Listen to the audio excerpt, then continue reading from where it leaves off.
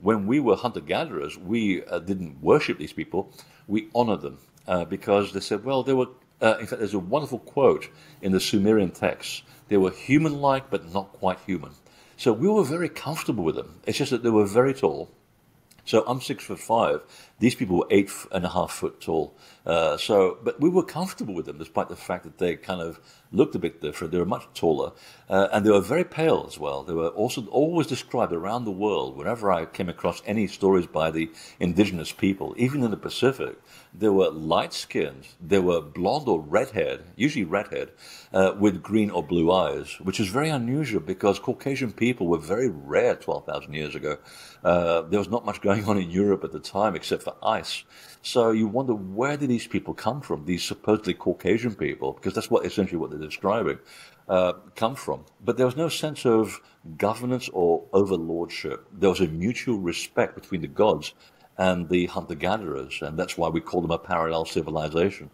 So there's a very deep comfort with the people of Anu, and they exist around the world under different names. So in South America, they are Viracocha and the Wapanti. So again, you've got to learn the local language, and the nickname that they had was the Shining Ones, which is the nickname of the Anunnaki as well.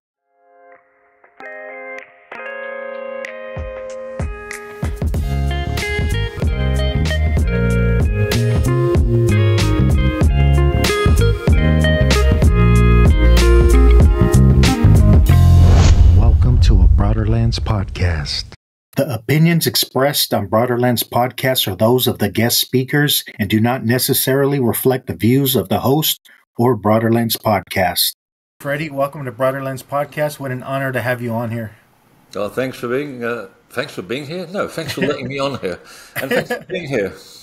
No, thank you. And I've been following you for years now, as you probably hear a lot of people say, and I think you're a gift to humanity. I really appreciate that. Oh, thank you very much. No pressure. Since I was a kid, I've always had this wonder about, like, why does it mention gods? Being raised kind of Catholic, but not really Catholic. But why is all these cultures talking about the gods? And I think that'd be my first biggest question for you is, who were the gods? Well, it's quite simple, really. You have to walk away from Catholicism to begin with, and from Greek mythology and Roman mythology, because they had no idea what was going on. They were borrowing stories that by their time were already thousands of years old. So there was a lot of superstition around the term God, because no one really knew what it was at that time. But if you keep going back further, a god was essentially the spirit that's found in any form of nature. So water has a god, sky has a god, a tree has a god. We can call them fairies or gnomes or the soul of the essence of an object.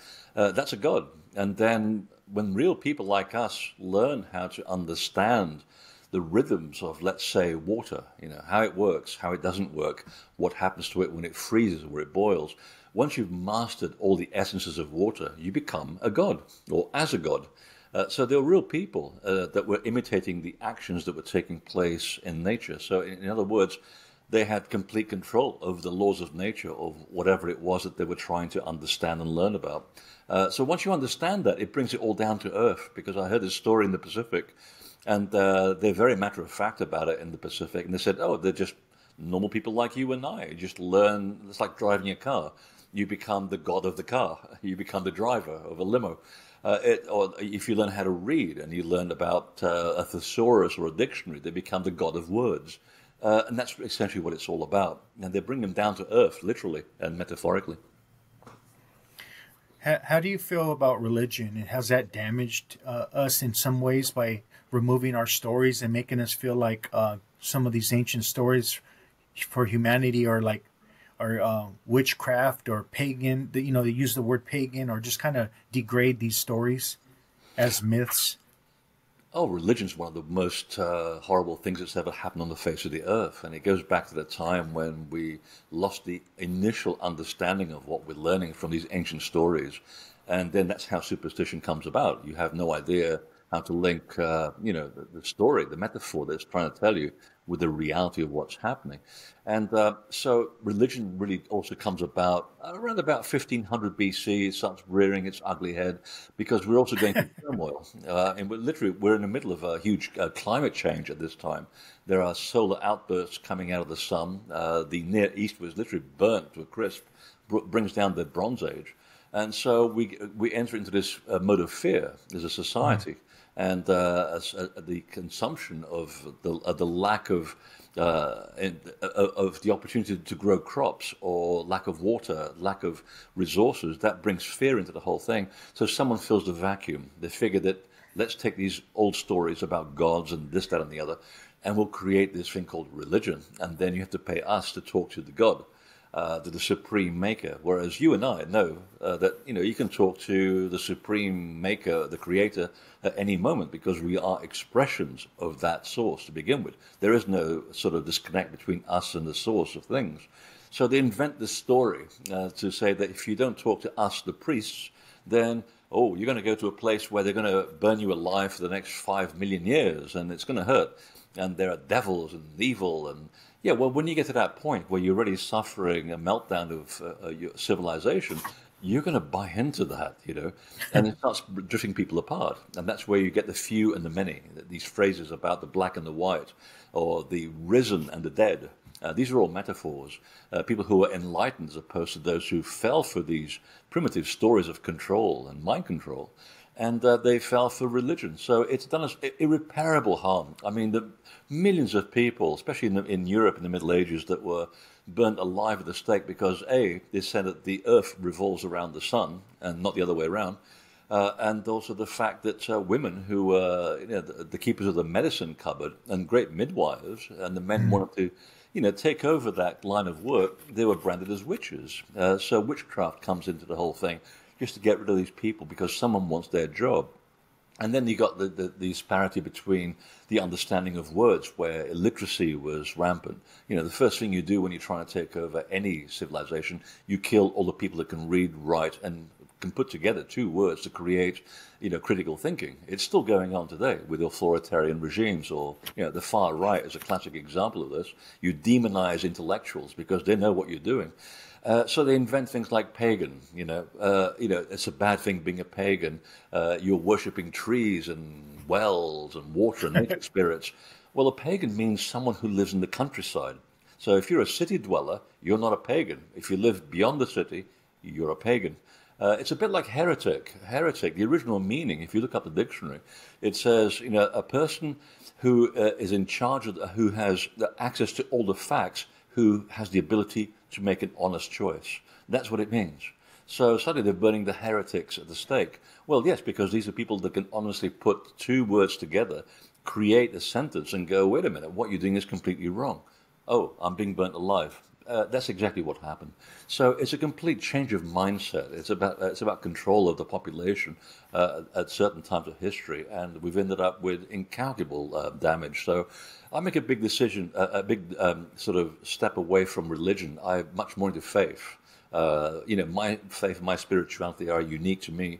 And if I say something that makes sense to you, great. If not, don't worry about it. I'm following my own journey.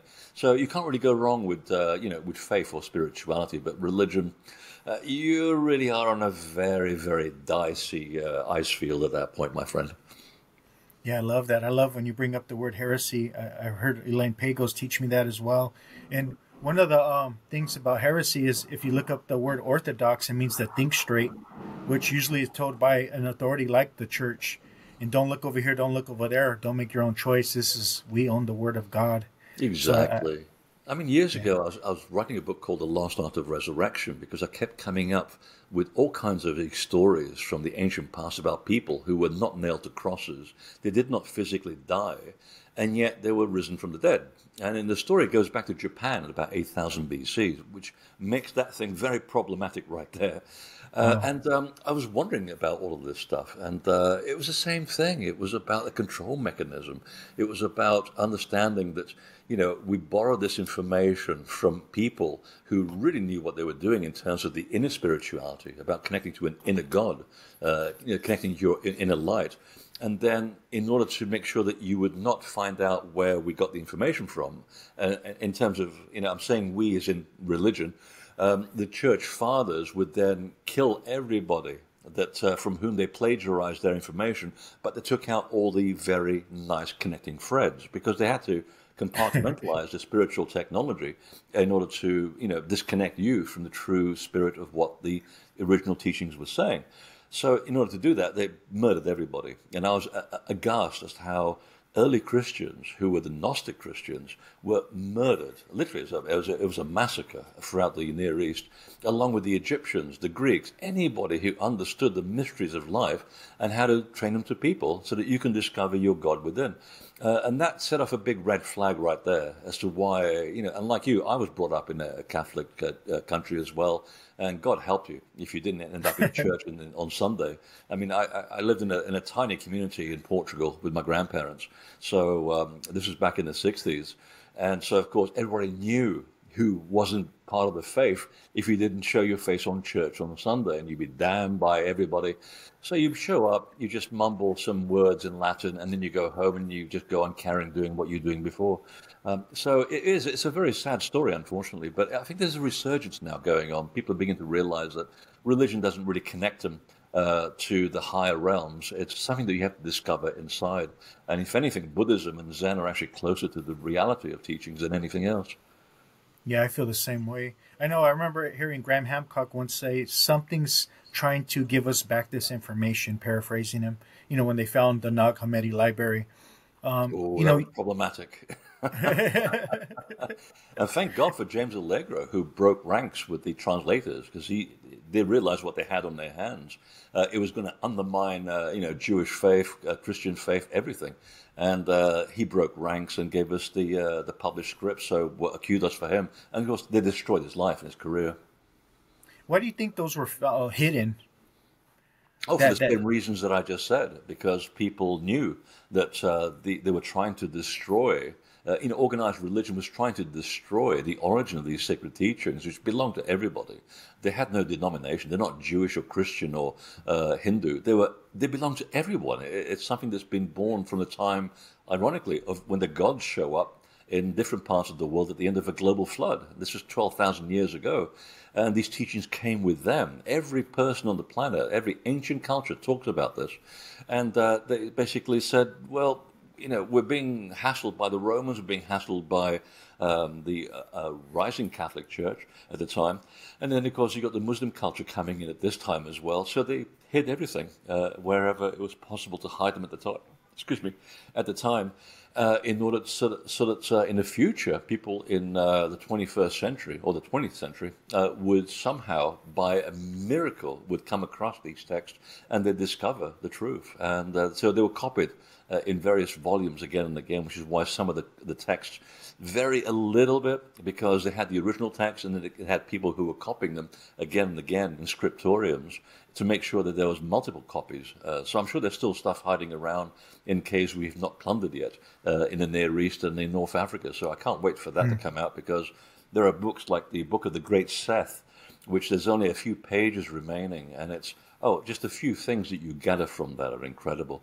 I mean, there's one section which has Jesus talking in the first person, addressing Peter in a crowd, watching his supposed crucifixion. And he said, they thought that they were murdering me, but it was someone else called Simon, a criminal. And I was laughing at their ignorance. And that's a direct quote by Jesus addressing Peter. That book is very, very problematic.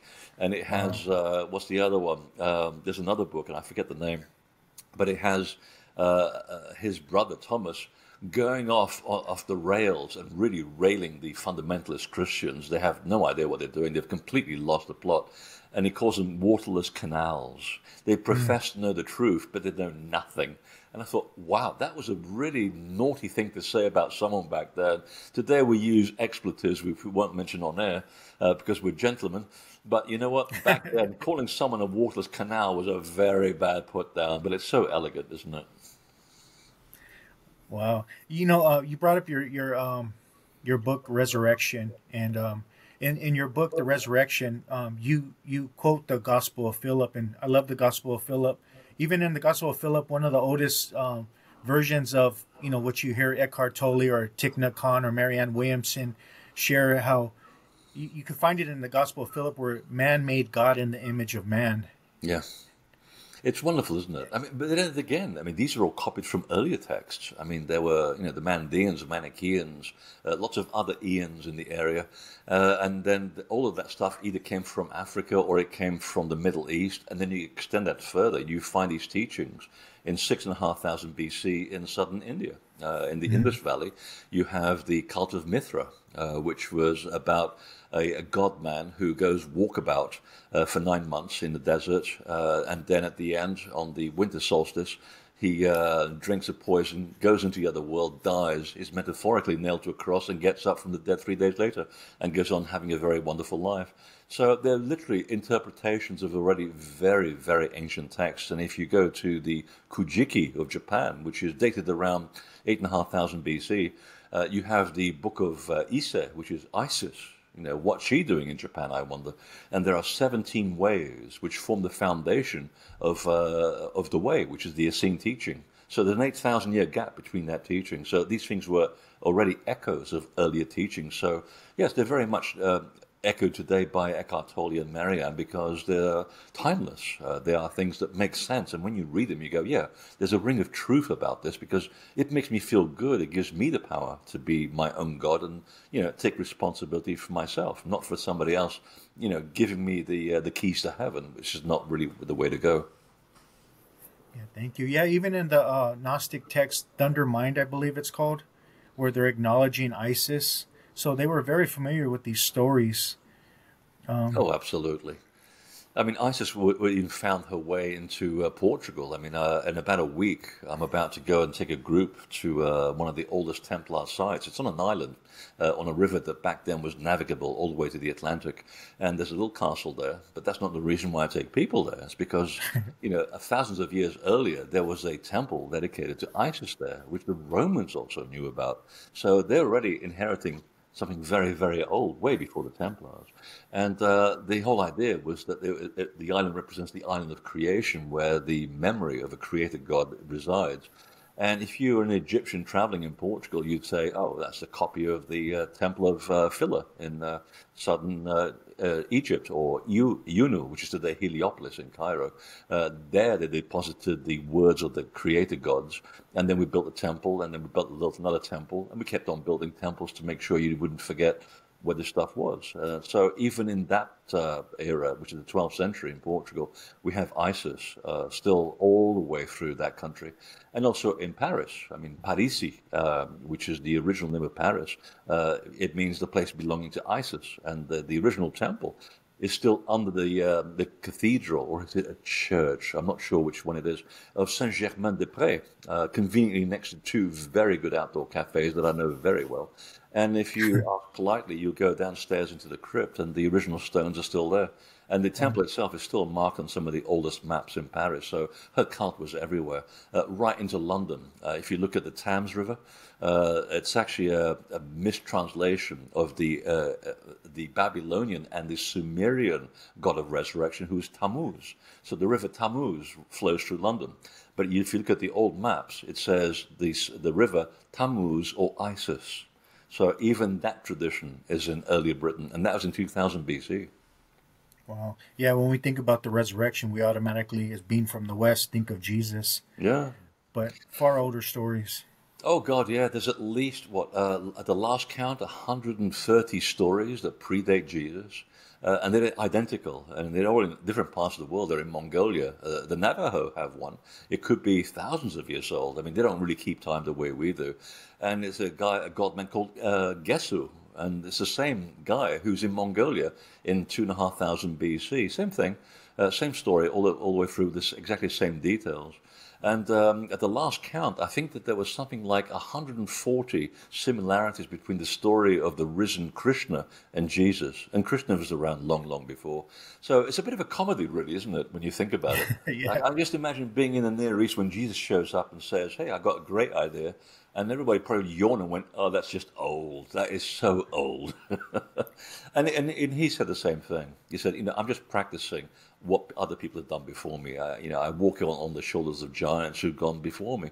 He wasn't anything new, and neither was John the Baptist or Mary Magdalene. They were carrying on a very old tradition. That was their job, to maintain that very old tradition, and it was a huge responsibility, which most of them eventually paid with their lives, especially John the Baptist. Jesus, of course, never got nailed to a cross, and the Gnostics said so. And his grave to this very day is in Kashmir, and you can go and see it. And the locals don't make a big deal about it because they said, yeah, he was an important person, but he was one of many people. I mean, anybody can do this. You just need training, and like driving your car, you need to get proficient at this training. And Mary Magdalene, of course, ends up in France, and then the bloodline disappears. Part of it ends up in Portugal, part of it ends up in Scotland, and the rest of it, I can't tell you, otherwise I'd have to kill you. Yeah, my friend Suzanne Olsen, who passed away a few years back, wrote a book on Jesus and Kashmir some years ago. Her family has a pretty strong bloodline. Yeah, she swore to the core of her being even before she died, Jesus was in Kashmir. Oh, yeah, and he's still there. Died at the old age of 80, and I believe he was still arguing with people in the temple in Kashmir. So the local stories go. And I love these stories because the locals know better than us. We know, it's like a lot of academics try to paint the story from usually a European point of view, and it's completely, most of the time it's completely wrong. You have to go to the people whose stories this comes from, because their ancestors were closer to the truth in the stories. And why would they make the stuff up anyway? They weren't looking for anything. They weren't looking for money or gain. So you start there and then work backwards, rather than taking the academic point of view and try to figure out that, well, all this is just nonsense. It's just a local folktale. But folktales are the impressions of people over many thousands of years. That's why they're so important. And why do you think, like at the Vatican, the obelisk or the Tekin, that the way the Kemetic would call it, why was that in the center of the Vatican, along with the Washington Monument and all other areas around the world, stolen from Egypt and brought to the Vatican, if that's pagan stuff? Well, it's a bit of a political thing, it's a bit of a control thing, and it's also a mystical thing. Just because they're all obelisks and they're all taken out of Egypt doesn't mean that the people that took them had the same aim. The church just wanted to associate itself with something powerful. They had an inkling that these places were very powerful, and the obelisks are. I mean, depending on where they come from and how old they are sited in a specific location, and it's the quartz and the metal in the stone that amplifies the energy around them, and they also conceal a certain energy within them. That's a whole topic of conversation, which will be here for hours. But essentially, they wanted to take that to place in the original mound upon which the Vatican is built. Vaticinare, which is where the word comes from, means that a place where you receive information from a divine source. So it was already a sacred site. It was a pagan site way before the Vatican was ever built. So all they're doing is putting this energetic stone, plonking it on this mound, and building, the whole of the Vatican around it. But they had no idea what the hell they were doing, because to understand this, you have to go for the mysteries teachings, and nobody would teach them this because, this stuff is very powerful. When you're working with raw energy and the understanding of the laws of nature, you give that to the wrong people, and it ends up in the wrong hands, and the direction that the intent is given to that information can do some very bad things. So people would rather die than give up the secrets. The Templars were a classic example. They would never reveal anything because they knew that if they were to give away what they had learned, then the game would be over. What was the point of giving up your life and protecting this information if then you give it away to the very people that are trying to undo the very work, the spiritual work that they were doing, which not a lot of people are aware of. So when you get to other people like the Scottish Rite Freemasons, who are essentially the Knights Templar under a different name because they were being pursued at this time, at the end of the 13th century. So they had to change their name. It was one of the biggest comical moments in history where the Templars are in Scotland, everyone's after them, and they just changed their business card to read Scottish Rite Freemasonry. And they're still the same people, they just changed their name and their business card, and people thought that the Templars were dead. No, they survived and lived to tell a tale and kept on doing it. And it took the church 400 years to understand what was going on, so then they changed their name again into Rosicrucians or the White Brotherhood or the Invisible Temple, and so on and so forth. They just kept changing business cards in order to keep the naughty people away.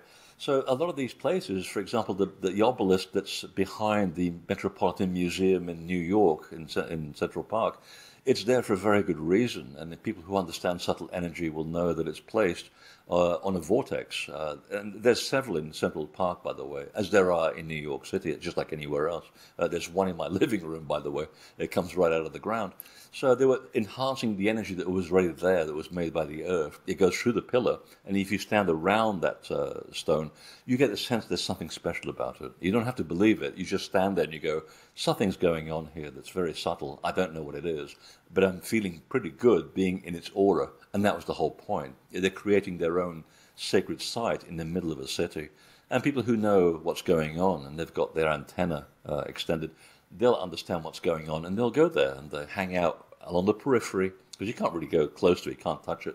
But if you stand within the periphery, you can get a sense that you're in with the energy field of what's been created. So they're anchoring this energy. They're using the pillar as a kind of a needle of stone to acupuncture the energy to the site. So if you ever happen to be in Central Park in New York, go to the obelisk in Central Park and just get what I call the tingly winglies. And you get the sense that, yeah, you're connecting with the gods, the original source of nature, without having to be in a church or anywhere else. I've actually done this as an example in France. I was with a group, and we had a stone which is about 25 feet tall, if I'm not mistaken. And that was a small one, okay? That was, people were saying, this is a big stone. I said, no. This is just foreplay. There's bigger stuff coming down the road. And it took 16 people to hold hands around the stone, this men here, to get a sense of the scale of what we're dealing with here. And we toned into it. And there's this vibration that moved out of the stone. And it knocked the guy that was sitting over on the bench 36 feet away. And he said it was like the moment when you hit a certain note, it was like a wave just went right through him and it knocked him right over. I mean, he was still dusting off the dirt when I found him.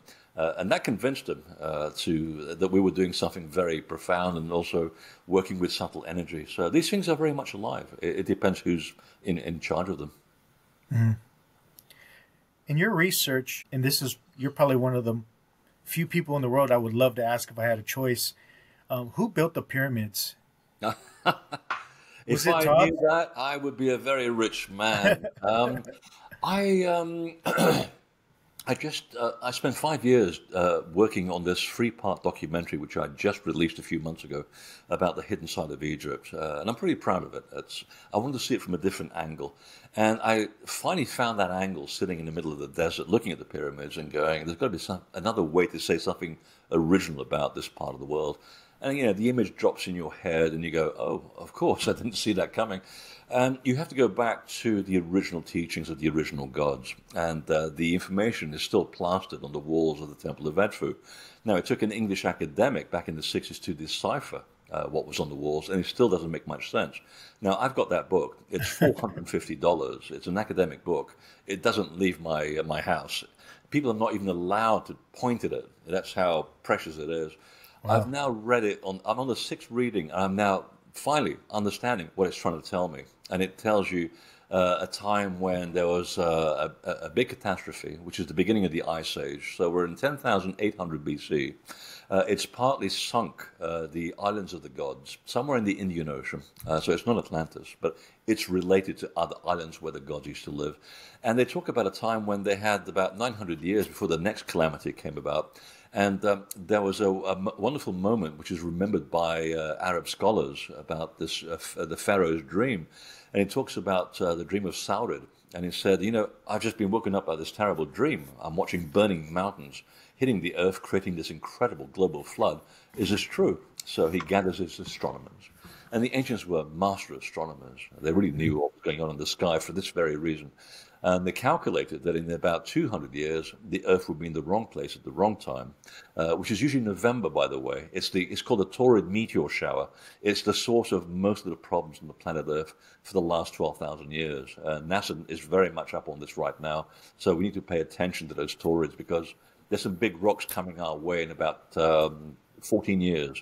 And it's no laughing matter. It's pretty serious. So they calculated that the Earth would be in the wrong place at the wrong time. And there's a wonderful quote that survives in the Arab traditions. And it talks about how the god of wisdom, Jehuti, who many people now call by the Greek name Thoth, because they couldn't pronounce Jehuti in Greek. So Jehuti says, we're going to be hit by big mountains, and we're going to lose 20,000 years of information that we've gathered over experience. And you're thinking, 20,000 years, and we're in 10,000 BC. How old is this culture? So I said, I've got a plan. I'm going to build pyramids. Right out of his mouth, I'm going to build pyramids, something that will withstand the shock of massive tidal waves. And some of these waves were 3 miles high. They have memory of this in Nepal, in Tibet.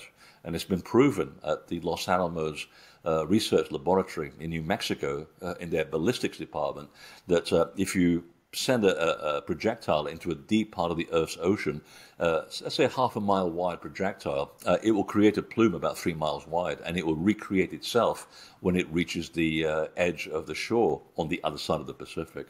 So pyramids are wonderful because A, they're indestructible. 2, the survivors will know how to find them. And 3, once you understand who you're with, you can go and pivot the certain amount of stones, because we've never really found the entrance to any of the pyramids. I do believe they're underground, just like they are in Mexico, in Yucatan. And you tell this to the Maya, and they'll say, yeah, you can only access the pyramids below the ground, because you've got the cave underneath, just like you have in the Great Pyramid. And then you go through an umbilical cord and you go to the masculine, because the pyramid represents the masculine, and the cave below is the womb of the feminine. It's it's the divine marriage. So we've never really found the entrances to any of these places. We go down the shafts and they're very uncomfortable. So that's how I think the pyramids were built in terms of the where and why. It was really to safeguard the information from being destroyed, and someone after the flood went in there, and they found the information, took it out, and where it ended up, we don't know. That's the biggest secret. What I do know is just south of Giza, if you go to a place called the Serapeum, which is not really a part of Saqqara, it doesn't belong. It's if you've been there, you know that there's no such thing as bulls being buried in those big boxes. One, it's overkill, and 2, they're airtight and watertight. And if you've been to the Valley of the Kings, you'll know what a real burial place looks like. There's people buried in there. The history of the pharaoh is on the walls, the acknowledgement of the gods. No, you go into the Serapeum, it's like a storeroom that was carved out of the bedrock in a hurry, like someone's running against time. And these boxes, which are absolutely airtight, can only be built for one thing, and that is to protect the contents from being spoiled. Because, you can build a sarcophagi very well, and the Egyptians did it very well. But they're not absolutely pristinely watertight. I mean, they're kind of airtight, but there's a little bit of gap in there, just of the way that it was built. But if you go to these boxes, just south of the pyramids of Giza, you'll see that these things are absolutely airtight and watertight, and they're built using the hardest rock on the planet. It's totally overkill. So that is also part, I believe, of the story of who built the pyramids and why. Because there was a pharaoh in the 8th century who went out looking for this room called inventory, which I believe was the Serapeum, because there were still things hidden in there that we were not aware of. And I believe he actually found some maps. The pharaoh actually found a whole bunch of maps also in the Great Pyramid, because soon after that, the Mediterranean is aflood with maps with Antarctica that shows Antarctica as it was 25,000 years ago without ice. It shows 2 landmasses. So it was the gods, the Aku Shemsu Hor, or the followers of Horus, who were primarily responsible for building the pyramids, if we follow that trajectory of thought. How do you feel about the Emerald Tablets translated by Dr. Dorrell? I mean, there's some profound sayings. I haven't read it 100 times. But the thing I question is, why does it sound like the King James Bible? I'm uncomfortable with them. I find spiritual teachings in there. There's echoes of things that I've read before, and that's not unusual. People have been hiding the stuff and bringing it out at certain opportune times when, politics allows you to bring out this information. It's just the way that he talks about finding them. It's very dodgy. This is an old friend of mine. you know. Yeah, yeah. My grandmother told me, said, this is your best friend. I'm going, I might not be right, but something smells here. I've never been comfortable with them. And there's a wonderful phrase, truth has a ring to it, and this does not ring true. That doesn't mean that the information in it may be false. I mean, I think there's some gems in there, which are definitely worth reading, but I think there's a whole big sort of thing around them. It's a bit like Zecharia Sitchin's work. You can throw 70% of that stuff away because he made that stuff up. And we know it did because we now have people who know how to read Sumerian, and they'll say, no, it's as we call it in England, bollocks. It doesn't make any sense. He was trying to change the story to fit a certain idea. Not that you throw everything of Sitchin's out. I mean, a lot of it is very valuable. I mean, for one thing, he made his biggest contribution was to ask a question. How did the Sumerians suddenly show up with a completely developed society from nothing? That doesn't happen. It has to come from somewhere else. And I've been able to track that down to the Armenian culture. And they're saying, well, nobody ever asked us, because you can find a lot of loanwords, Armenian loanwords in Sumerian language. Therefore, it had to come from somewhere up north. And it makes perfect sense. So Sitchin was very useful in that sense, to get us to ask questions about the dogma that surrounds these ancient cultures that academia has grown over the years. And that's the same with the Emerald Tablets. I think it's worth reading, but take it with a pinch of salt, and then go and read something else like Buddhism or Zen. And you'll find, even the ancient, the Egyptian mysteries of the phrases of the pharaoh, or the teachings that are found on the walls of Edfu. You'll see certain parallels there, and I'm much more comfortable with that because I find the source much more, shall I say, based on a much firmer foundation. Mm. Very similar to the Bible. I mean, a lot of the stories, the ancient flood stories, you can find those around the world, right? They're everywhere, and it's all plagiarism. I mean, once you actually understand the politics of what was going on, and again, when I was researching the missing lands, I came across this problem about the Babylonian stories from where much of the Old Testament is loaned from, essentially. The problem was that when the Hebrews and the Jews were taken to Babylon in captivity, they were not allowed to go anywhere near the temple. It's sacred to the Babylonians. And the story goes from the Babylonians that they would sit around the temple, the rabbis, and they would hear certain bits of conversation that people were coming out from the temple with, and they began to write this down, because you've got to remember these people were wandering tribes, just like many people in the Near East at the time. They were nomadic, and they figured, we need to settle down somewhere, like the land of Canaan, which of course the problem is still going on today with the devastation of Palestine. And I'm going to say that on air, the devastation and the genocide of Palestine, because it is. That's exactly what it is.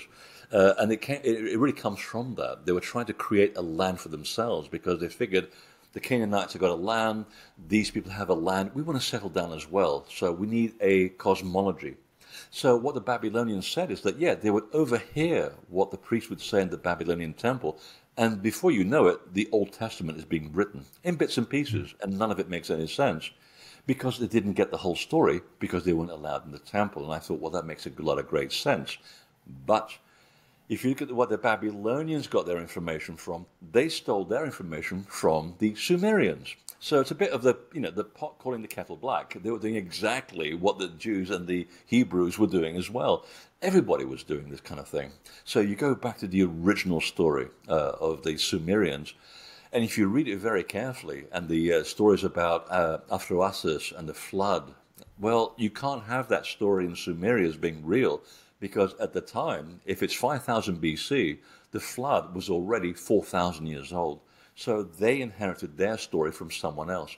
And that's why I'm now looking at the traditions up in Armenia, because they're saying, it all came from here. Because the Hebrews and the Jews stole the story from the Babylonians, and then, just like the Babylonians did, they changed the locations of the places, the sacred mountains, they changed the names of the sacred mountains, because they wanted cultural superiority. They came, and if you look at Armenia, or what's left of it today, a lot of the Old Testament makes a lot of sense up there. So it's a work in progress because it's not a place that's easy to get to. There's a lot of there's a bit of a civil war going on with Azerbaijan, who's taken up a third of their country, while the Russians are taking over Ukraine, and everybody forgets about this. It's very sad. So I'm looking more. I want to go back to the source. I want to know where this stuff comes from. So the earlier you locate the source and the origin of these stories, you're in a much surer foundation. Even though if you get there, you probably find that they stole the information from somewhere else. But at least, but at least you're closer to the truth and to the origin of things. And that's what I like doing with my research.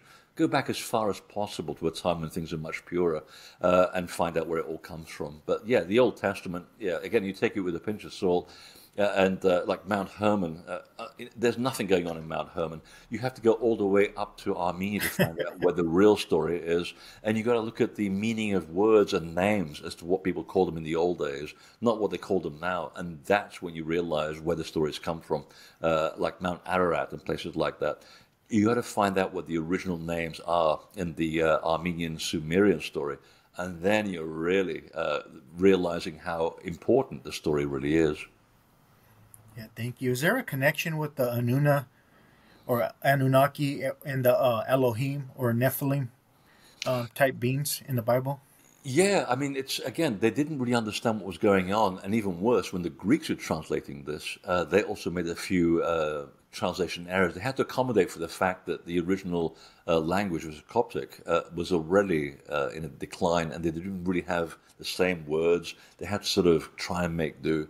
And when you go from Greek into Hebrew, there's even bigger problems going on, and there's political machinations going on as well.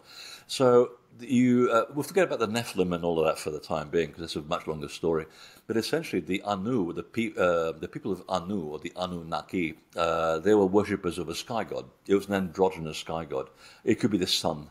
And that's where the Egyptians also, their story overlaps with Ra, because it's the original word is Ra. That's an Armenian phrase, and there's a lot of Armenian in Egyptian and vice versa. We don't know who came first, but the fact is that the two houses, or the two countries, intermarried quite a long way. So Ra is the house of Ra, the house of the sky. And it's also related not just to the Anu, which is the sky god in the Armenian version. It's also related to Orion. So the people of Ara and the people of Anu belong to the house of Orion. That's where the story comes from. And that's a culturally shared story. Now, if you tell that to people in southern India, they'll say, oh yeah, the Anunnaki, well, we call them the Anunaga in this part of the world. It means the people of the serpent of the sky. So it has nothing to do with reptilians. It really does not. That's ancient alien talk. We don't go there. That's complete nonsense. It really is. That show should be banned, really should.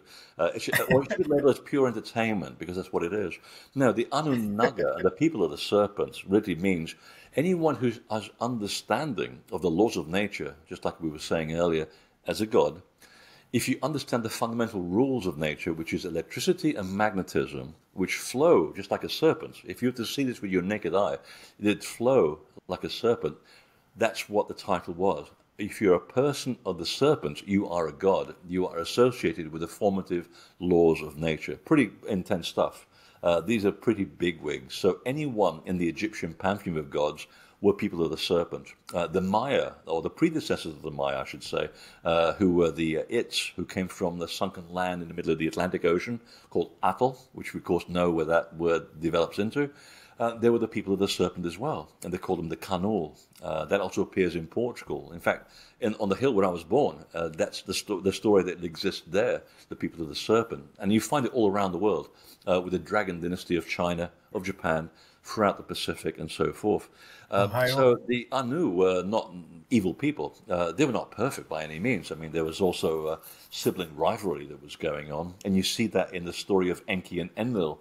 Enki loves people. He said, look, give humans a chance. They're pretty young. They're pretty new, unlike us.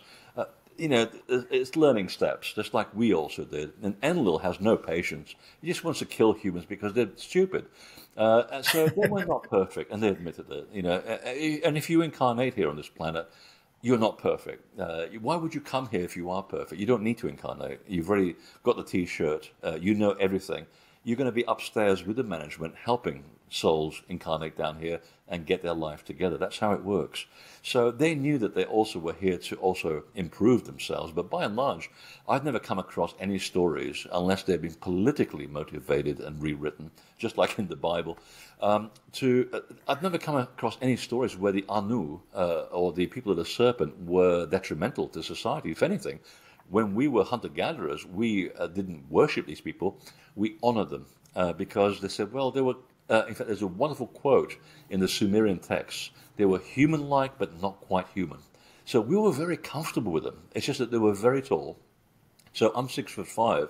These people were 8.5 foot tall. But we were comfortable with them, despite the fact that they kind of looked a bit different. They were much taller, and they were very pale as well. They were also always described around the world. Whenever I came across any stories by the indigenous people, even in the Pacific, they were light-skinned. They were blonde or red-haired, usually red-haired, with green or blue eyes, which is very unusual because Caucasian people were very rare 12,000 years ago.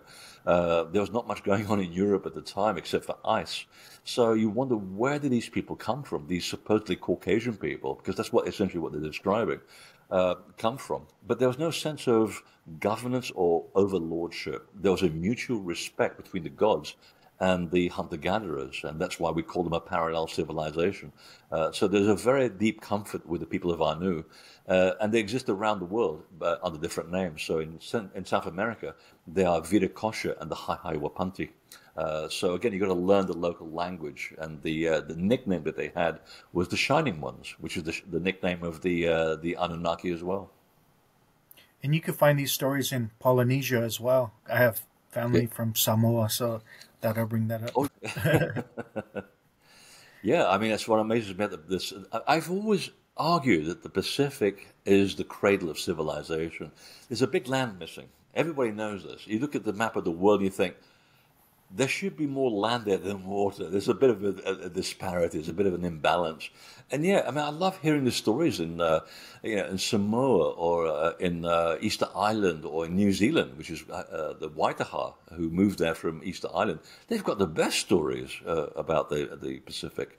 Or if you go to Tonga or Taonga, which means the wisdom, the source of wisdom, there's a great story. Or Tahiti, or Tahiti as it becomes today. The words and the meanings and the stories that they talk about the gods during the flood and what happened after the flood. And they make no bones about it. They said, oh, no, we were here before the flood. And when the first Europeans that we know in the modern era, which is the 14th century, and in fact, there's a Portuguese seafarer. I think he was in Tahiti and in Tonga. And he wrote down all the stories that he heard of the local people. Because they were just trading. They weren't conquering anybody. The Portuguese were originally just traders. Eventually, they didn't do so well, like the Spanish, but we'd better not go there. Human nature takes over. And they were flabbergasted that the locals were saying, well, these aren't islands that you're stepping on. These are the tips of the mountains or where a landmass used to be, which is down there. It got covered over by hundreds of feet of water during a global flood. So that's the end of the Ice Age, essentially. I want to go back to Eastern Island, but before I do that, I wanted to ask you one question about Amun-Ra, because you brought up Amun-Ra. When someone says amen, is there a connection with Amun-Ra? Oh, God, yeah.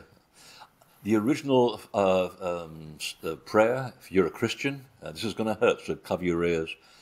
Amun, Amun, Amun, who resides in the sky, glorious is your kingdom.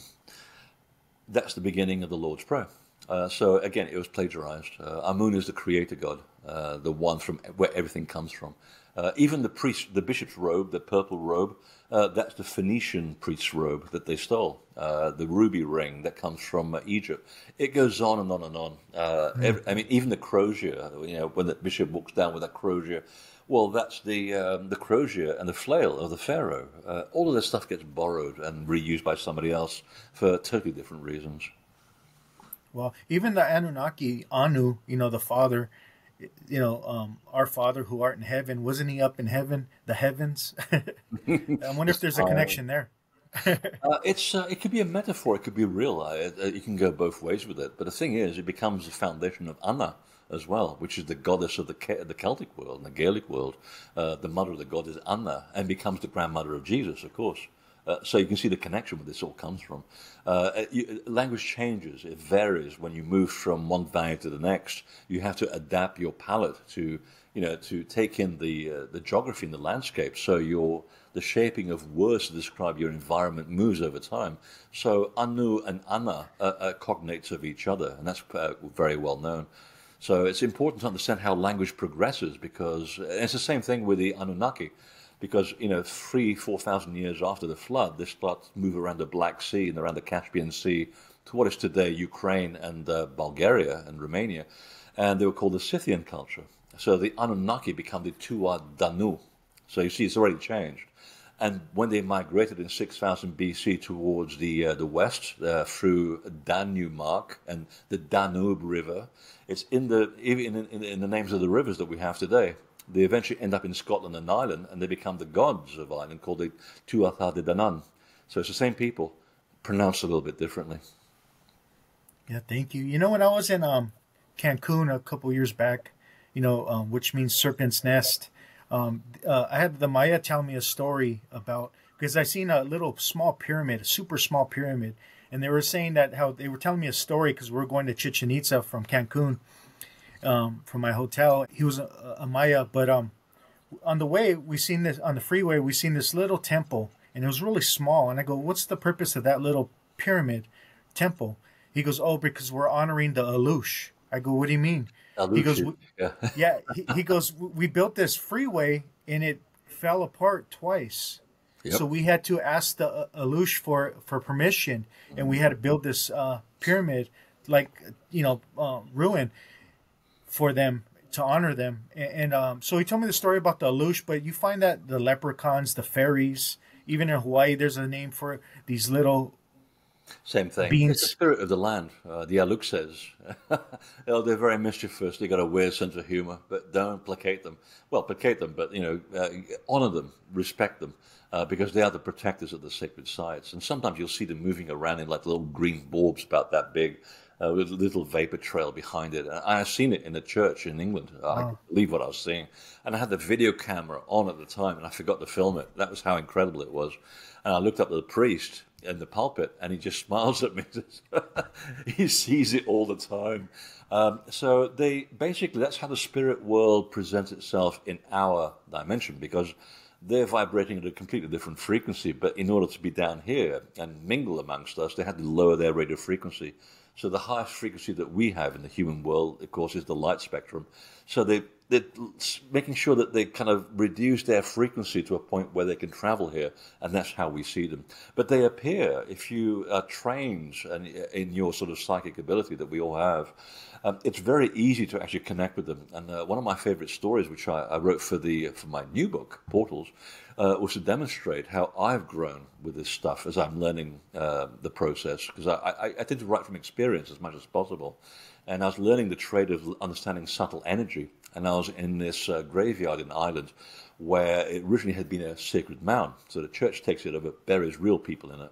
And I remember at the end of it that there was, we finished this cleansing of the site. And I remember someone holding on to one of my fingers with my arms by my side. And I said, "What the hell's holding my hand?" And I picked up this goblin, this sort of onion head, naked person about this big with a protruding belly and little sticks for legs. And I said, "What the hell are you?" And he starts arguing with me. It's like, I'm going to put you down. He's got a bit of an ego, this guy. He was very proud. And I had my finger like this, and he's literally holding on to it. It was very physical. And we walked out, and as we get to the edge of the energy field of the old mound, he just goes, poof, disappears. But that's not how they look like in real life. In their world, they look very differently. But if they were to manifest themselves in a way that they appear in real life, in their life, we'd be scared shitless. We'd run in the opposite direction because we have no experience of such a hideous-looking creature from our point of view. They make themselves appear in a way that's culturally significant. So if that had happened in Iran, for example, you get a jinn. A completely different image altogether. In Egypt, it's a completely different image altogether. So depending on where on the world, they project an image into your subconscious to make you feel comfortable with what you're seeing. So yeah, in the island there'll be leprechauns, fairies, goblins, and so forth. But they're very nice people. I really like them. They're like my extended family. Once you've experienced them, you know exactly what I'm saying. You become very comfortable with them, and they're very helpful. But again, they do like to be honored in some way. A word of thanks, a prayer, a glass of water, a bit of scotch, tobacco in North America, of course, take some tobacco to please the ancestors. That's it. That's all you need. It's just keeping the memory alive and keeping that umbilical connection going. That's all it is. And after that, if you're in a state of grace or meditation and you ask questions, you get information as downloads or sounds or voices. You're not mad. They literally are talking to you, and that's how some of the best information, some of the best research comes from.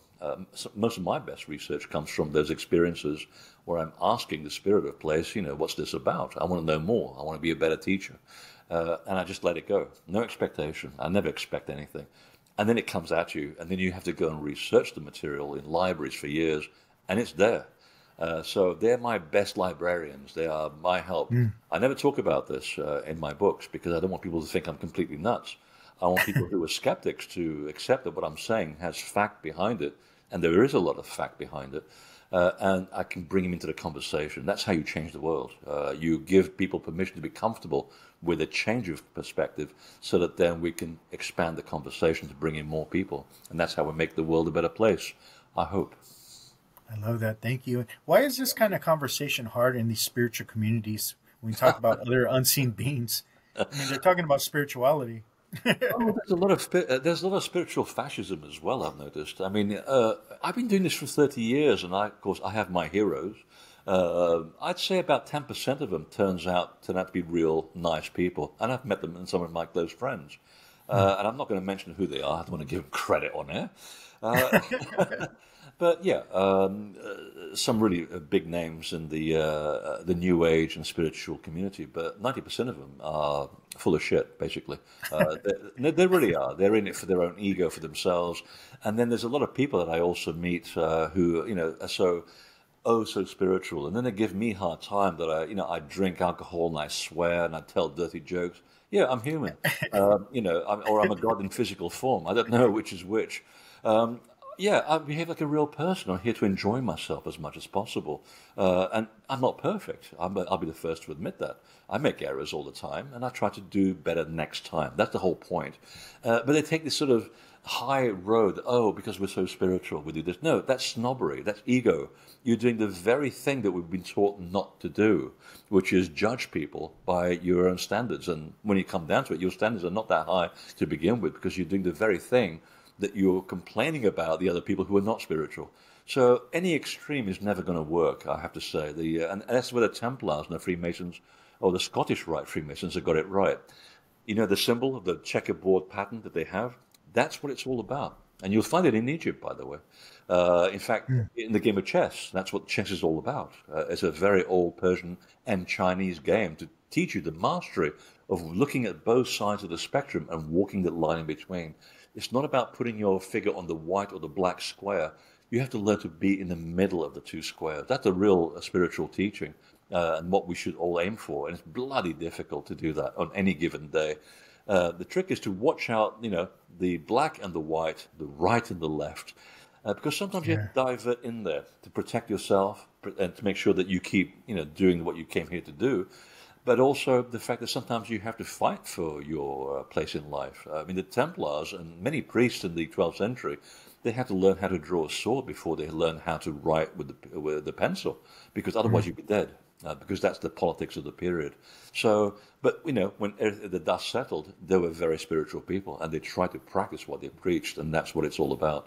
You have to walk that fine line in the middle, and if you can do that for a week, then you're much better than I am already, and I'm doing this for 30 years, so I'm scratching the surface. But the whole point is that you have the whole lifetime to get it right. Don't beat yourself up over it. Again, if you've incarnated, you're not perfect, so don't worry about it. I appreciate that. Do you think there's a danger in your field, in the ancient history or even in the spiritual community, to become a rock star? Oh God, yeah, I see it all the time. I could mention a lot of big names that have already fallen by the wayside, and one of the things that I've developed over the years, although my grandmother had it, and I give her credit for that, a sense of perception. The more I work with sacred science and subtle energy, the more my electrical field goes up, and it begins to expand to the point where I can see right through people. It's a blessing and a curse at the same time because you can jump to conclusions very quickly, and people are much more complicated than we think. But I've seen people, big names, who've fallen very badly on their face, and hopefully most of them are not no longer here. A lot of them are still, on some major platforms, of which I'm on as well, a famous television network, which I won't mention. I'll let you to draw the conclusions. But yeah, Yeah. I see them when I go on stage, and they're full of it, they're complete full of it, because they talk about things that I know a lot about, and I'm supposed to be an expert on. And I'm thinking, you're just making the stuff up. It's all about money and prestige and making yourself look great. Hopefully that might come along later. The money and the prestige, if that's what you're into, that might come along later. The work is what's important. And I mean, people sometimes ask me, well, you should be in a better place 30 years later than driving a 20-year-old car and living in a one-bedroom apartment. I said, yeah, I should be. But you know what? That wasn't what I was looking for. I was looking to be a better teacher and learn and do it right. I'm not in a hurry to become a major best-selling author. I've got 4 best-selling books, and every time someone says, "Oh, your book just went #1," I went, "Okay, I'm ready on the next project." I don't really care. I really don't pay that kind of attention to it. I'm just hoping that people, it brings something positive to people's lives that makes their lives a little bit better. That's what I care about. If I get paid for it, fantastic. And if I can, replace my ailing 20-year-old Mini Cooper, that'd be fantastic too.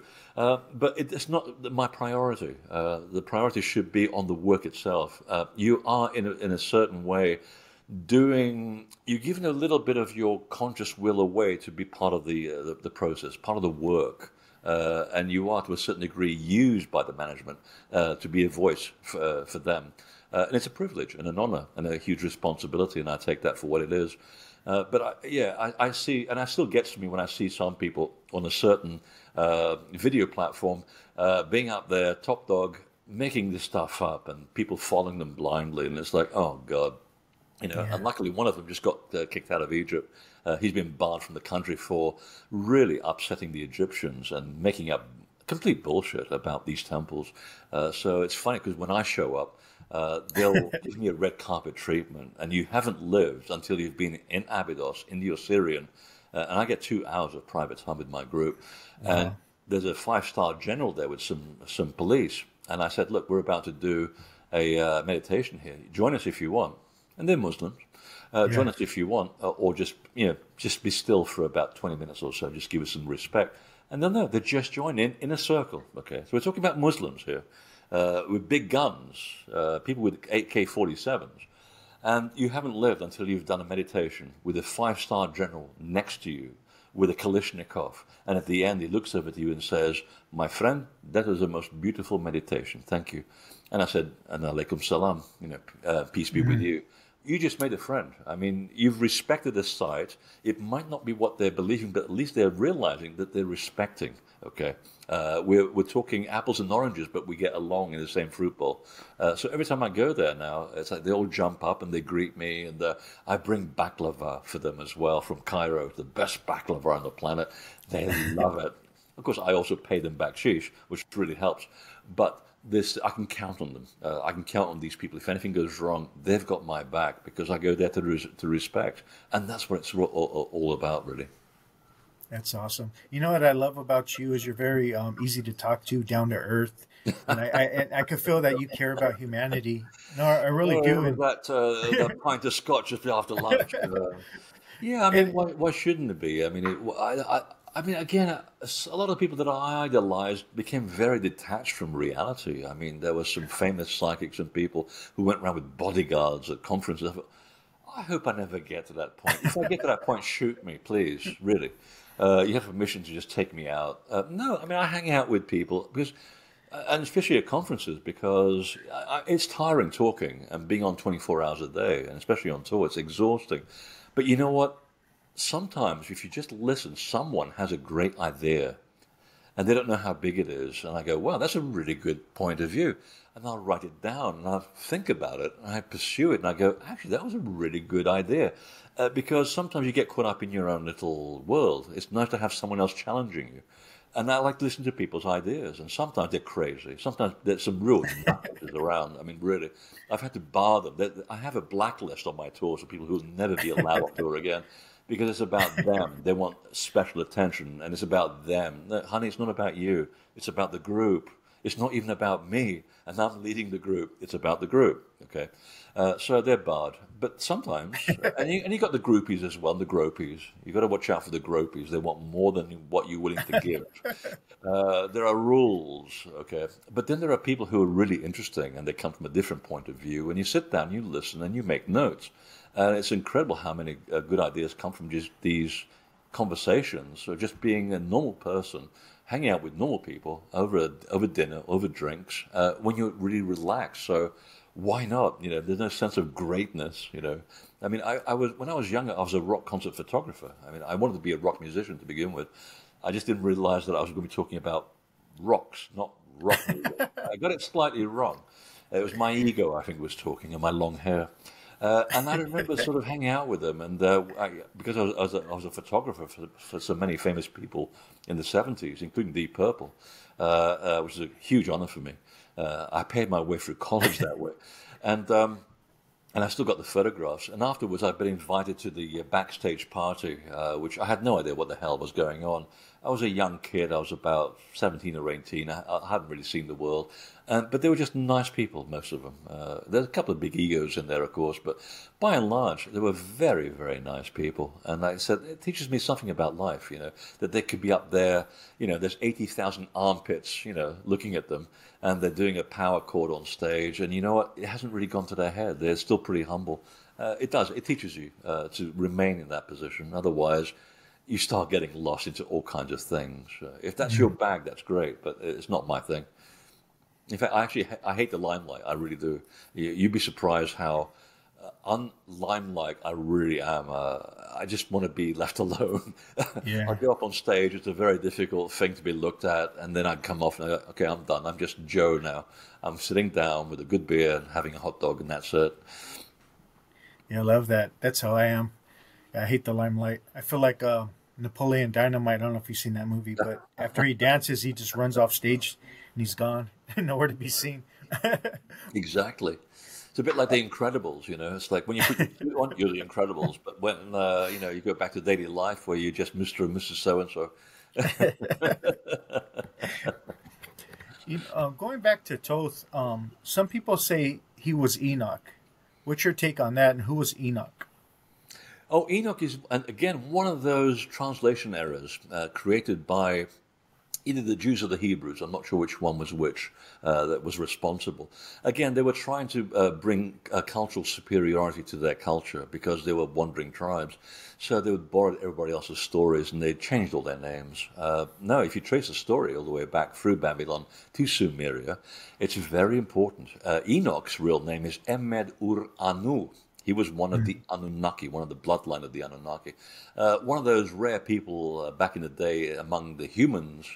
He was actually sort of half human, half divine. That was the phrase that they used because he was part of the bloodline who knew how to read and write. So he was taken up to the seventh haven, not heaven, that's a mistranslation, the seventh haven, on what sounds suspiciously like a flying saucer because it talks about a cloud that went up further up and he could see the curvature of the earth.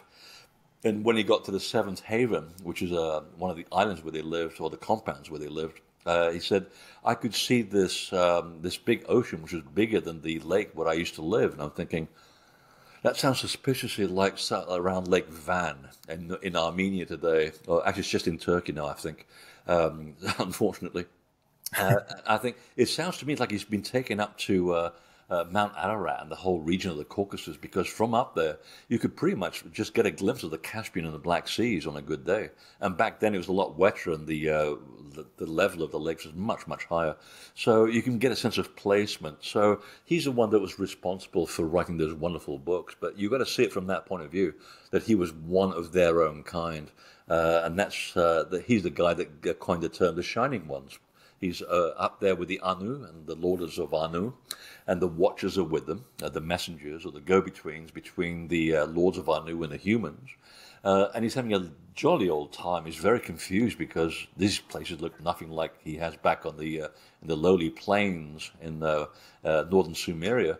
And he's writing down his impressions, and he says it's funny because these people are so light-skinned, the skin is almost so transparent that they have to keep anointing themselves with oil in order to protect themselves from sunlight. It's like sunscreen. And that's where the word Shining One comes from. The skin had a glow about them. But it was also a metaphor for the fact that they were much more intelligent than your average hunter-gatherer. And when you're an intellectual person, there's a certain glow about you. There's a demeanor. You've been to university. So it meant also a shining person. It meant that there was a glow around you. And that's where we get the glow around the saints or the holy people in the Buddhist traditions. You know, Krishna has a glow about them, had this wonderful glow. It meant that he was an intellectual, one of those shining people. Wow. And you hear these stories even in New Zealand, right? Yeah, I mean, the Waitaha, who originally were in Easter Island, when it was an archipelago, so that was 12,000 years ago, and they talk about the time when they were hanging out with the gods, who used to come by from a land, big land from the east called Kainga Nui Nui. And I thought, either it's sunk or we're talking about South America. And the only place I can think of where there was already a culture set up was high up on Lake Titicaca. And of course, that's exactly where it was. And there they're called the Uru Keu, the red people. It denotes the color of their hair, because they're red-haired. But also, they had the skin also had a slightly reddish color. And the Native Americans talk about these people too. They call them by a very different name, which is the Anu. Not so different after all. Right. Yeah, it's the stories all interconnect. So the Waitaha talk about the meeting with the Urukeu when they used to go to Easter Island as like to pick up fresh water, pick up some fresh food, because they've been sailing for quite a while. They were incredible seafarers. And then they talk about a time when the catamarans, which could hold up to 200 people, and in Samoa, they still build them that way, by the way. That's a throwback. That design is a throwback to the Urukeu. They talk about a time when the flood happens and one of their canoes, the waka, is capsized by these gigantic waves in the middle of the Atlantic, but one of them survives and they end up at the birthplace of the gods, which is still in New Zealand on the South Island. I've been there 6 times, can't get enough of it. The stones literally are talking to you. They're showing you images. You don't have to be psychic even to stand there and get downloads. It's one of my favorite places, and I wrote about their traditions in my book, The Missing Lands, because it connected so many of the dots that were missing throughout the world. It's funny how this small tribe from Easter Island, now in New Zealand, of which there are only, 8,000 people left, they connected all the dots that were missing throughout the world about the ancient world of the gods, and it even helped me understand what the pyramids in Egypt were all about, because they know about the connection with Orion and the pyramids and what the baskets of knowledge in the tribe are all about. Those 3 things together give you a clue as to where they originally came from, and also why each pyramid is related to each of the stars of Orion. So it was a wonderful privilege to take on the story that had been published in 1996. They kept it orally for 10,000 years, and I don't mean that flippantly. I mean, the grandmothers of the Waitaha said, no, we've maintained this tradition orally for 10,000 years, and then the first white guy shows up called Captain Cook. And that's when we were told there was a certain amount of time before, about 300 years before we had to put it on paper. So they get published in 1996 in New Zealand. Very rare books. The Song of the Waitaha and Whispers of the Waitaha, which is even a better book, I think, because it comes from the grandmothers, and they always have the best stories. And I just took those stories a stage further. From my understanding of the connection of different cultures around the world, they've slotted in exactly the holes that I was missing. and suddenly the book just writes itself. I remember sitting in New Zealand, just above a beach, in this lemon grove, with my then girlfriend, a bit of a sad story there, and going, my God, these people had just given me the clue to putting the whole book together. I had to completely reshape the whole story around them. And it was wonderful. So who knew that these wonderful people, with whom I'm very connected to, I didn't realize at the time, but they've taken me under their wing and they've been watching me for a while. And they're very happy that I'm promoting their wisdom keeping. Is it the whakapapa? Yes. I think that's the title that the Maori give it, the tradition of the Waitaha. So I can, I'm projecting their story to a wider world. People are becoming much more aware of them. So for me, it's an honor as a white guy. There was rumors that might make me an honorary tribal member, and that gets me into New Zealand as a permanent resident, which is what I've been looking at for 10 years now. That would be very funny, ironic, and wonderfully allegorical at the same time. But no, it is a privilege to be able to share these old stories because these people, their ancestors were closer to the events, and we need to learn about this so that we don't go through the same problems again and again and again.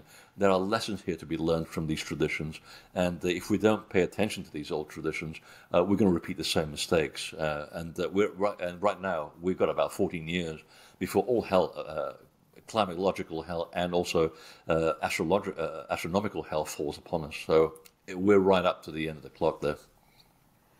And again, religion is helping people forget, making people forget their own ancient stories. Yeah, it's funny that, isn't it? Yeah. The word religio, from where it comes from, means to reconnect to the source. How far does religion disconnect us from the source? It's kind of tragic and funny at the same time. Yeah, you're right. Going back to really quick, Mu, in Eastern Island, was what we call Mu or Lumeria, was that all like Polynesia, Mesoamerica, the Peru, Mexico areas? Was that all Mu at one time? We don't know. There was something big that happened in the Pacific Ocean over hundreds of thousands of years. There may have been a big continent there because most of the island people in the Pacific, and specifically Polynesia and Micronesia, they talk about the islands as being the summits of the island of the mountains where their land used to be. So this would have been geologically hundreds of thousands of years ago. You can't prove it. But what we do know is that a lot of these islands were much bigger and much wider during the Younger Dryas, when the sea level was 300 to 400 feet lower, which is why the Waitaha talk about Easter Island being a group of islands, not one island as it is today. And they talk about another island just to the east of there that is now gone as well. That sank during the global flood. There are big fragments. So I do believe that Mu'ul, which is the original name of this land, which is found in Central America and South America, by the way. Although in South America, they also call it Lapukije. And my Aymara guy said, yeah, you might know it as Mu'ul. That's where the word Lemuria comes from. There's no such thing as Lemuria, it's Mu'ul. And I said to him, well, that's what the Maya called it as well. He said, really? Wow. He had no idea. So, yeah, they claimed that there was something much bigger. But by the time the stories came up in the their historical era, which is about 10,000 years ago, everything was already fragmented because there had been several destructions of the planet through, cometary strikes and other paraphernalia. And all we ended up with was big chunks of land slowly diminishing into what they are today. And I went swimming in the cenotes in the Maya section in the Yucatan Peninsula areas. That was the one that took out the dinosaurs. That was a long, long time ago. Yeah, the cenotes, which are those wonderful sinkholes that we love to go and swim in the Yucatan. Those are the fragments of the comet that hit the Gulf, which created the Gulf of Mexico. And it was basically the shards that popped up, or the fragments, the little fragments that pummeled right through the limestone, which is why Yucatan has no rivers. All the water's on the ground, which is wonderful because it stays pure. Any rainwater basically gets purified by the limestone, and you can go into the cenote and drink it. There's freshwater fish nibbling at your feet, so you get exfoliated as well when you go to the cenote. And the water's beautiful, cold and blue. But that was much earlier, comes from a much earlier period. Wow. I'm going to ask you a couple more quick questions. You wrote a book called and I'm sure you're not prepared for this one. What I learned from a dog. What inspired you to write that? I love that. Thank you for writing that, by the way. Oh, it was very simple. I think it was at the end of COVID or around about during COVID, and I actually managed to get out of the country and somehow navigate the world of closed down airports and things, and get to Egypt 4 times. We had the best tours in Egypt. We had the country to ourselves. Wow. But it was challenging getting around, especially and through London. And then through the vaccination and all of that and the documentation. But if you're prepared for a few hurdles, it was very wonderful. I was able to sort of stand in front of the Great Pyramid without tourists. I could hear the building sighing in relief and going, oh, thank God there's no tourists for one day. The building was so glad because it's like people just go there to take selfies of themselves. The building's a backdrop for them. Yeah, right. Narcissism is out of control with social media. I wish social media would just go away, frankly. It's done no end of harm and damage to our civilization. It's a great tool, but like, as always, humans always find a way to mess it up. So I was walking around looking at people when I came back to the States, and people are getting angry and they're upset and frustrated. They can't earn any money. They're stuck at home. And I'm thinking, we need a bit of a light touch here. And I had some spare time. I was looking through old folders on my hard drive, full of ideas, hoping for another idea for a new book. And I had this whole box of old sayings. And I thought, wait a minute, this could be a really nice little book of, a little pick me up, a short book, which is cheap to produce. I think it's only about 120 pages, but every page has a one or three little quotes from people who really have nailed the spiritual content of the world so easily and effortlessly. And I'm in awe of everything that they were saying. So I figured, you know what? Let's put this on a piece of paper with a little illustration and make it very light. Something that people you can delve into any page and go, oh, that made me feel so much better. And I did. I actually felt better as I was putting it together. It took me 2 days to put the book together. So easy. And I thought, I actually feel really good just reading these little quotes. And I felt this is going to be really something that people are looking forward to. Make it like $9.99 or whatever it is. Make it cheap. You can carry it around with you. And whenever you feel down, just pop into any page and go, oh, of course, I'm taking myself so seriously. And you close it and you get on with your life. So it was a bit of a self-help book. It's just there. It's just one of those side things that I did just to make people feel better about life, not take it so seriously, because we've been in this situation before. We're going to go through it again, and we've been in worse places. We're no longer burning people alive at the stake. In many parts of the world, gay people have rights. It goes on.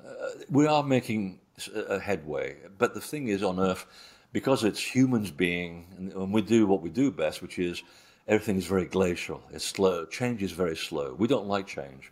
We like comfort and things that make sense and order. Well, the world doesn't, the universe doesn't behave like that. There's chaos and order. As soon as you achieve order, there's already a destabilization that goes to chaos. As soon as you get to chaos, there's a stabilization that goes back to order. You might as well get used to it. And we've been in worse places before. So the trick is to accept that this is what's going on in the world, and the fact that you can only control what you have direct control of, and don't take it too seriously. And that's how you get through the day, and then you empower yourself. Focus on the things that need to be focused on, that you have direct control over, and don't worry about the rest. Someone else is taking care of that. And then you can sleep well without taking too much NyQuil or drinking yourself to death, which is not a good idea. Yeah, thank you. What's your take on reincarnation? I've heard you share about you having a little bit of remembrance, and correct me if I'm wrong, about living during the time of Akhenaten. Oh, that's a very personal story. I don't know how that one came out. I don't tell much about that. No, I do. I think that we incarnate billions of times. I know so from the channeling group that I work with in England, where we had access via a very gifted friend of mine who, it's in her family, in her blood. And we'd get half an hour of information about what's going on in the universe, and then half an hour of stuff that we have to do as a group, and go out and do our spiritual terrorism, as I call it, fix things that need fixing. And, you do it without, asking for anything in return, and you do it gladly. So there's a lot of people going around the world fixing a lot of things behind the scenes. And some of them are CEOs in huge companies, and you'll never know who they are. And I'm not going to say who they are either. And one of the questions that we have during question time is to develop our own spiritual, I don't know, technology. And I was asking about incarnation. I said, don't you humans, and this is what they said, the management, you humans don't have a number for the amount of times that you incarnate, so don't worry about it. Just be assured that you'll only remember what you need for your particular journey right now. Otherwise, you go crazy. Your brain would not be able to cope with that much memory. So when you've got people on television saying, I can remember everything, it's complete bullshit. It really is bullshit. You can't. You go mad. And what would it serve you unless you're trying to make money out of it or you're trying to make yourself look like you're very self-important? So I remember certain things about my lifetime, which I didn't know what they were because I thought maybe I'm just trying to make myself look important by being associated with some god or some pharaoh or I was this, because we all want to be special, don't we? Yeah. I mean, really.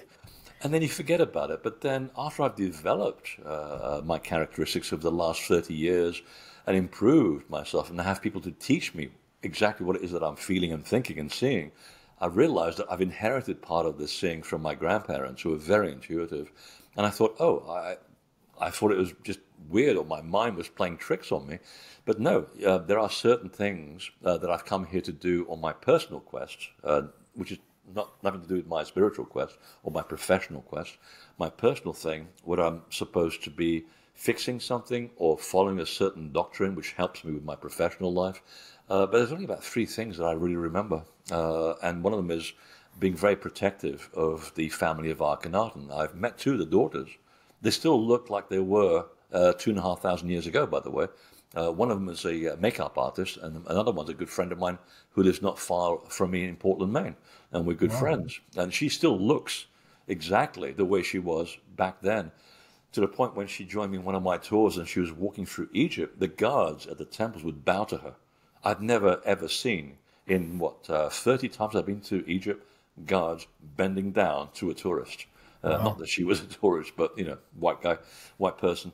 No, they were bending to her like she was royalty, and it was freaking her out. And that's when he said, well, it's all coming back to you now, isn't it? I said, well, let me fill in the gaps for you of what I know. And that's when she also said to me that when she first met me 20 years ago, I think it was, that the first time I went on stage when I moved to this town, she said, I don't know what he's doing on the stage. He's supposed to be an architect. Well, I never told that story to anybody. And I was one of the architects of the Temple of Luxor.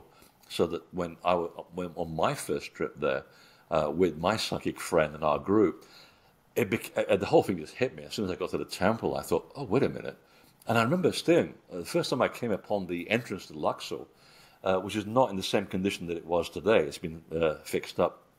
And I looked up at it and I went, that's not how I left it. That was the first phrase out of my mouth, which is a bit stupid because you haven't been there yet, at least not in this lifetime. And I said, that's not how I left it. And there's a colonnade there that I definitely know that I was responsible for. There were several architects. I was not the only one. But it also explained why I have, to this very day, an irrational protection of Tutankhamun. Really irrational, to the point where you'll say something negative about him, or you'll say something that's fake about him or Akhenaten, you'll see a very different side of me, and it's not pleasant. Dark side of me, that angry side, that will come out. And I am on record as to nearly physically nailing an Egyptian guy to a wall of the Egyptian Museum in Cairo because of something defamatory that he said about Akhenaten. I jumped over a glass cage and I nearly nailed him to the wall. And that's when he realized this guy means it. That don't fuss with me about this family. I know what went down. And people around me like, bloody hell, he's actually serious. Yeah, a different guy comes out. And I'll tell you one thing. There's one of my favorite Egyptian writers, Mahfouz. I've got a couple of his books, but someone gave me a copy of his book called Akhenaten, Bringer of Truth. And I thought, oh, how ironic. Here I am on my first trip to Egypt and someone gives me a book about this guy. And I started reading it. I'm crying. I mean, the book essentially is about Akhenaten, but Akhenaten is not in the book. the writer is painting a picture of Akhenaten from the point of view of different people around him.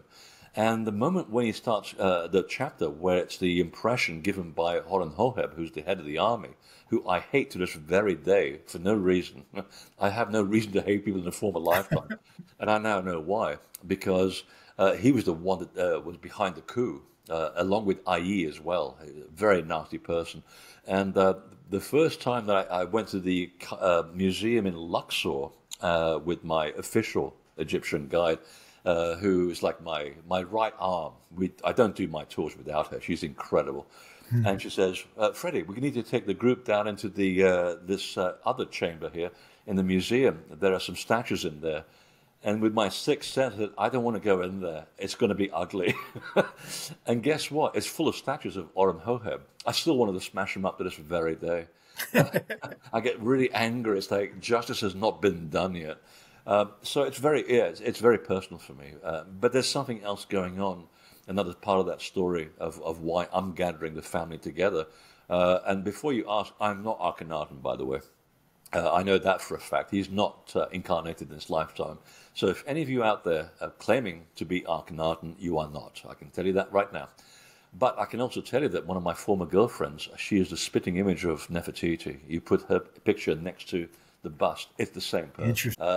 Not a nice person in this lifetime, I can tell you. That was 10 years of therapy behind that heartbreak. But I don't want to fill the airwaves with my personal problems. But we are slowly coming together. And there's one guy who's also a wonderful brother to me in Egypt, whose father runs a store not far from the Sphinx.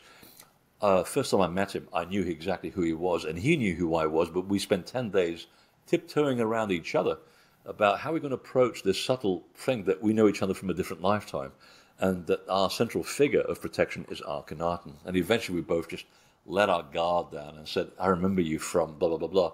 He says the same thing. We can't make that stuff up. So the family is coming together again. I don't know for what reason. So that's one of the lifetimes that I remember through reincarnation. Another one was having also gone down with the Titanic.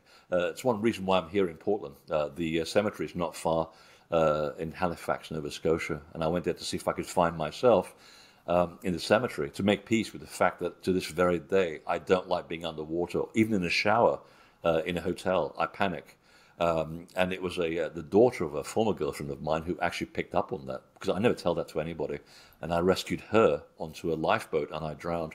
My body obviously wasn't found. But again, it's funny how we remember these things to make peace with something that happened before. And in this case, it was a traumatic experience of drowning. And I'm making peace with it. I'm much more easy now around water.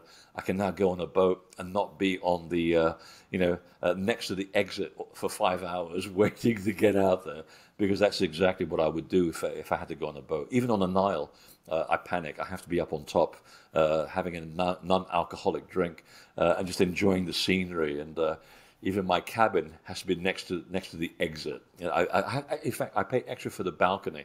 So if the ship goes down, I get out of bed, I go to the balcony, I just jump off. I don't care if there are crocodiles. That doesn't care. I just don't want to drown in a boat.